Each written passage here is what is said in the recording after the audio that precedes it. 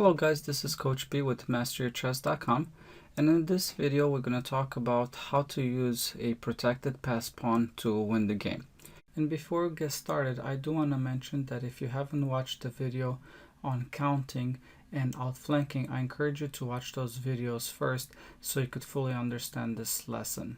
Here it's white to move, and white is totally winning because of his protected passed pawn on the b file. So what white has to do here is simply play the king to d3. If you understand the concept of counting, you will see that black is not able to go after white's pawn, as he will lose this game. For example, it will take black 1, 2, move the king away 3, then pawn push 4, 5, 6, 7 moves to queen, while for white it will take him 1, 2, 3 moves to queen. So if black is trying to go after white's pawn on a4, this is a big mistake, as he got outside of the square of the pawn, and as soon as the king is behind the passed pawn, that pawn will march and black will not be able to stop it from queening. And also, if he's going to take the pawn on a4, white will just push again, black will have to get out, white will push with the check, and now black will not be able to promote his pawn anymore. Therefore, coming back from the beginning, the best reply for black here is to push the king to d5, taking the opposition. Well, white here will simply move the king to e3. And if here black is going to try to maintain the opposition with king to e5, he's not going to be able to maintain it for long because he has to stay inside the square of the pawn. For example, if we move the king to f3 and black here is going to try to keep the opposition, let's say coming to f5, well, now he is outside of the square of the pawn, and therefore he's not going to be able to stop our b pawn from becoming a queen, and he's going to lose the game this way. Therefore here black will not be able to take the opposition anymore, and he's going to have to retreat, let's say king to e6, and now white can make progress. White will take the opposition, and if black is going to move the king to d6, white will take the opposition again. Here black will probably come back to c7, we could take the opposition again. Now let's say he moves to b7, we could outflank him, and let's say black moves the king to b6, we could come with the king to e6, as black will not be able to maintain the opposition, and now no matter where he retreats, let's say king to a7, white will be able to gain the opposition again, keeping an odd number of squares, and simply make progress. Let's say here black moves the king to b6, we are going to be able to come to d6, taking the opposition. From here, let's say black moves up, we could take the opposition. If he comes back to b6, now we could use the principle of outflanking. We're going to come to c8. If black will come to b7, white will take the opposition again. Here, if black moves in the corner, be careful, pushing the pawn here will be stalemate.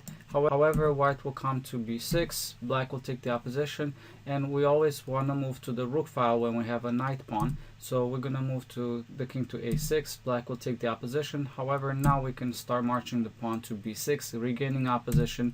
Black moves to b8, we push the pawn, and now black has to get out. We pushed our king to a7, and now we can take a queen on the next move.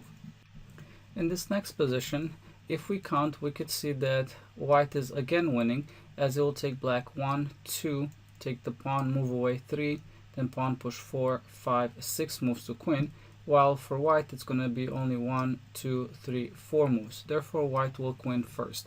However, white has to be careful in this position. So for example, let's say white will move the king to g4 here, keeping an odd number of squares between the kings, taking the opposition. And let's say here black does go after the pawn. If he does do that, white will simply start pushing the pawn, and if black takes the pawn, white pushes again. Black moves to b3, white pushes again, black starts pushing, but then we push with check, and here black has to move away. Now white does have to be careful here. For example, if he moves the king to f4, this position is now drawn because black will simply push the pawn to a7, and we know that if the opponent has a pawn on the 7th rank that is a rook pawn, we're not going to be able to win this game. When he checks, black will just move next to the pawn, and then he's just going to dance next to the pawn up and down. Or if we check him vertically, he's simply going to move in front of the pawn, and now we cannot bring our king closer, as this will be stalemate. For coming back after promoting the pawn to a queen and black moves away, here white will have to use the queen to prevent the black's pawn on the a file to make a move, as that will lead into a draw if black will be able to defend it after that. So what white will do is come with the queen to a7 just to stop that pawn from moving. Black will come to defend it. Then slowly white will come closer with the queen, so he's going to come with the queen to b6, checking the king. Let's say king to c2. We could come with the queen to c5, checking the king, also attacking the pawn at the same time. After black defends, we're going to bring our queen to b4.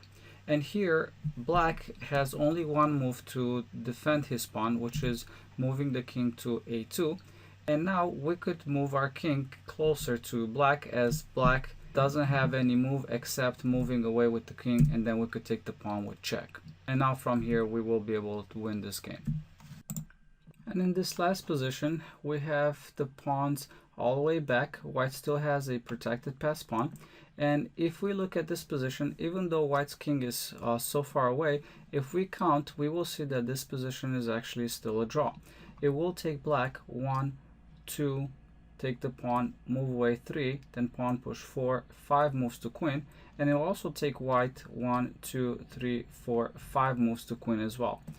Even if it's white to move here, white cannot push the pawn, as black will simply just take it and then go after his other pawn. So he has to make a king move, and the correct move here is maybe king to f2.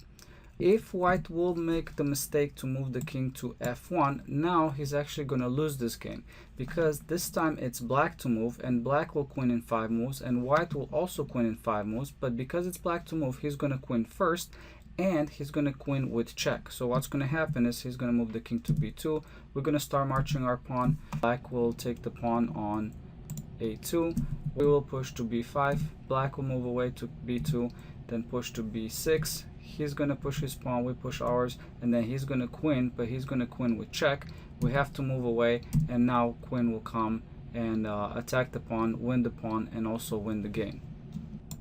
Therefore, if we move the king to f2, now we will be able to get a draw.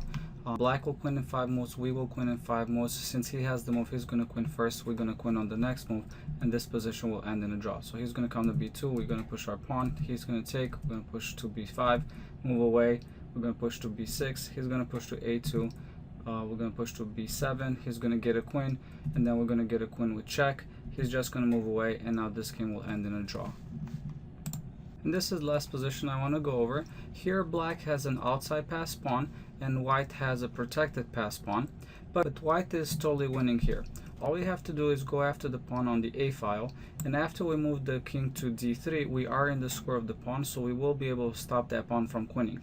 We don't need to be worried about black coming after our pawn. For example, if we count, it's going to take him 1, 2, king move away 3, pawn push 4, 5, 6, 7 moves to queen, while we're going to have a queen in 3 moves. So if we pass forward here, we're just going to get a queen, and then he's not going to be able to get his queen, and we will be able to win this way.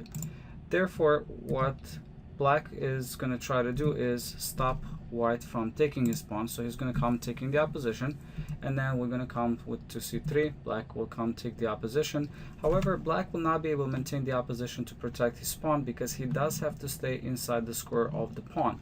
Therefore, after we move our king to b2, here black will, let's say he moves to c6. If we come to a3, he's not going to be able to protect this pawn. If he does come and protect the pawn, not allowing us to take it, now he's outside of the square of the pawn for the pawn on the f file, and that pawn will simply move, and then black is not going to be able to stop it.